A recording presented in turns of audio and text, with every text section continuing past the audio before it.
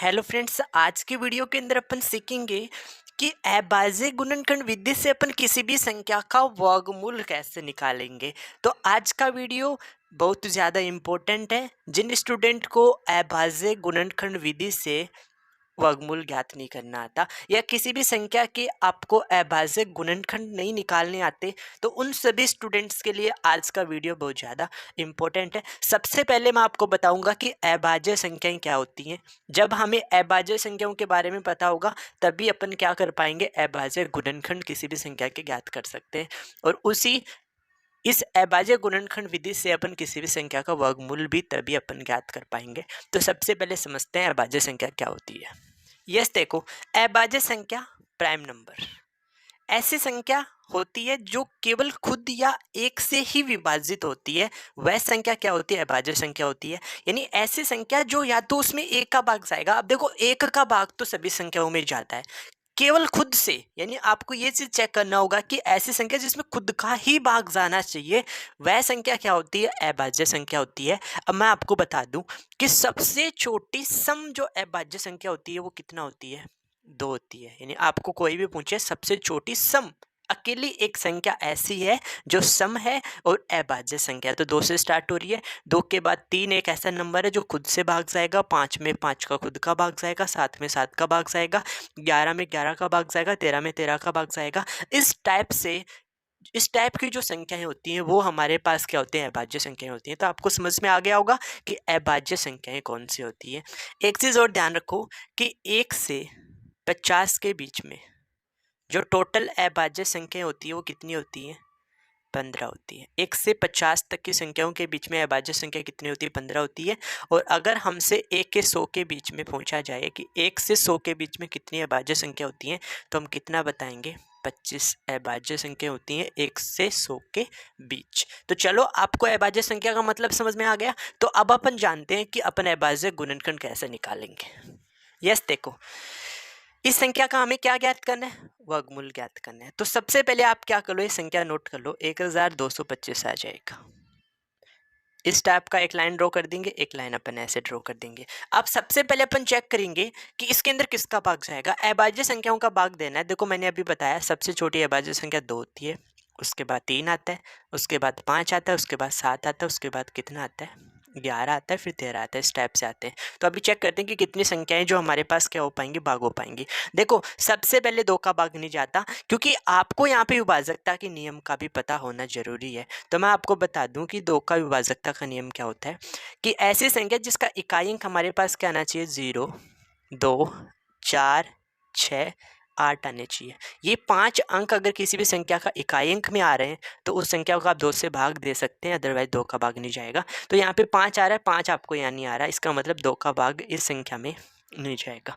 फिर 3 का विभाजकता का रूल क्या होता है कि आप उस संख्या के अंकों के योग में 3 का भाग दे सकते हैं क्या। तो आप इस संख्या के अंकों का योग करो। देखो, 5 में 2 जोड़ेंगे 7, 7 में 2 जोड़ेंगे 9 और 1 10, 10 में 3 का भाग नहीं जाएगा। तो यहाँ पे आप किसका भाग नहीं दे सकते, 3 का भाग भी नहीं दे सकते। 5 का भाग तब जाता है जब इकाई अंक या तो क्या हो, 0 हो, या फिर क्या है, 5 आए। तो देखो, इकाई अंक 5 आ रहा है, इसका मतलब इस संख्या में पक्का हम 5 का भाग दे देंगे। तो 5 का भाग दे दो। 5 का भाग 12 में पहले 2 बार जाएगा, 10 बार, फिर 2 बचेगा 22। 22 में 5 का भाग कितनी बार जाएगा, 4 बार, 5 चौक 20। फिर 22 में से 20 माइनस करेंगे, 2 बचेगा 25। और 25 में 5 का भाग कितनी बार जाएगा, 5 बार चला जाएगा। यानी 1225 में 5 का भाग दिया तो कितना आ गया, 245 आ गया। इसमें अपन फिर से किसका भाग दे देंगे, 5 का, क्योंकि इकाई अंक कितना आ रहा है, 5 आ रहा है। तो 5 का भाग देंगे तो कितने बार जाएगा, पहले 4 बार जाएगा, 5 चौक 20 आ जाएगा। 24 में से 20 माइनस करेंगे, 4 बच्चा, 4 के साथ 5 नोट कर देंगे। 45 में 5 का भाग देंगे तो कितनी बार जाएगा, 9 बार जाएगा। और इस 49 में अब 5 का भाग नहीं दे पाएंगे, तो अगली अभाज्य संख्या कितनी है, 7 है, तो 7 का भाग देंगे। और इसमें 7 का भाग कितनी बार जाएगा, 7 बार चला जाएगा, 7 7 49। फिर 7 में अपन फिर से किसका भाग देंगे, 7 का भाग देंगे, तो कितने बार चला जाएगा, 1 बार चला जाएगा। यानी अपन भाग तब तक देंगे जब हमें कितना नहीं मिल जाए, 1 मिल जाए। और जब 1 मिल जाएगा तो वहीं पे हमें उस संख्या के क्या मिल जाएंगे, अभाज्य गुणनखंड मिल जाएंगे। तो 1225 के अभाज्य गुणनखंड 5 इंटू 5 इंटू 7 इंटू 7। तो देखो, 1225 के अभाज्य गुणनखंड हमें क्या मिले, 5 इंटू 5 इंटू 7 इंटू क्या मिल गए 7 मिल गए।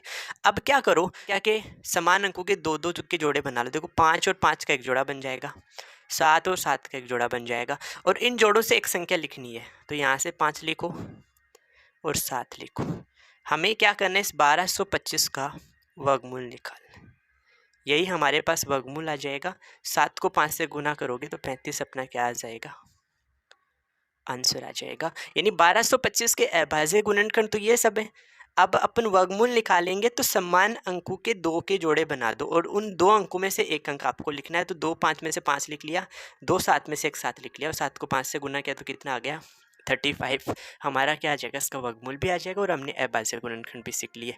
अब एक और एग्जाम्पल मैं आपको और बताता हूँ, जिससे ये सब चीज़ें एक बार से आपको क्या हो जाएंगी, वापस से क्लियर हो जाएंगी। सेकेंड एग्जाम्पल को आप और समझो अच्छे से।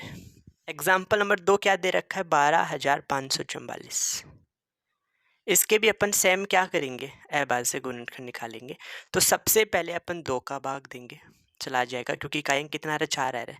2 का भाग 12 में 6 बार जाएगा, 5 में 2 का भाग 2 बार चला जाएगा, 4 1 बचा 14, 2 का भाग 7 पर चला जाएगा, और 4 में 2 का भाग 2 बार चला जाएगा, 6275। फिर से इकाई अंक 2 आ गया। तो अभी मैंने बताया था 2 से विभाजकता का नियम, कि इकाई अंक हमारे पास क्या आना चाहिए, 0 2 4 6 8 आना चाहिए। 2 आ रहा है, 2 का भाग अगेन दे देंगे।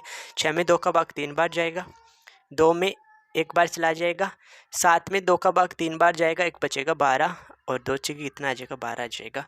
इसमें फिर से अपन किसका भाग दे देंगे, 2 का भाग दे देंगे।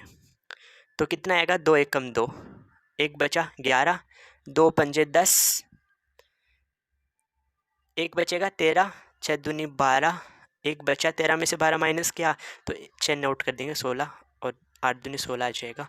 फिर से अपन क्या कर देंगे, 2 का भाग दे देंगे। फिर से 2 का भाग जाएगा, तो 2 संते 14, एक कम किया 16, 8 दूनी 16, और 4 दूनी 8 आ जाएगा। इसमें अपन फिर से किसका भाग दे देंगे, 2 का भाग दे देंगे, क्योंकि इकाई अंक जब तक हमारे पास 0 2 4 6 8 में से कोई भी आएगा तो अपन भाग देते रहेंगे। 2 का देंगे तो 2 तियाँ कितना आ जाएगा, 6 आ जाएगा। 7 में से 6 माइनस किया, 1 बचा 18, और 9 दूनी 18, फिर 4 में 2 का 2 बार चला जाएगा, 392। फिर से अपन किसका भाग देंगे, 2 का भाग दे देंगे। तो 2 एकम 2, 2 एकम 2, 1 बचा 19, 2 का भाग देंगे तो 9 दूनी 18 आ जाएगा, 1 बचा 6 दूनी 12 आ जाएगा। 196 में अपन क्या कर पाएंगे, 196 को फिर से किसका भाग देंगे, 2 का भाग देंगे। तो 9 दूनी 18, 1 बचा 8 दूनी 16, फिर से अपन किसका भाग देंगे, 2 का। तो 4 दूनी 8, 1 बचा 9 दूनी 18। अब 49 में अब अपन किसका भाग नहीं दे सकते, 2 का भाग नहीं दे पाएंगे। फिर अपन चेक करेंगे 2 के आगे 3 का, क्या 3 का भाग जाएगा। तो 9 और 4 का योग किया 13, 13 में 3 का भाग नहीं जाता। 5 का नहीं जाएगा, क्योंकि इकाई अंक क्या आना चाहिए, 0 या 5 आना चाहिए, तो 5 का नहीं जाएगा। अब किसका जाएगा, 7 का।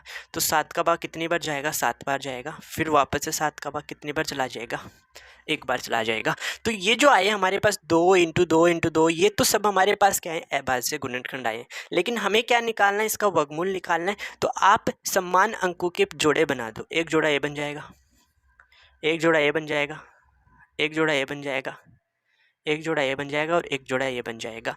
तो हमें क्या करना है, इस 12,544 का वर्गमूल निकालना है।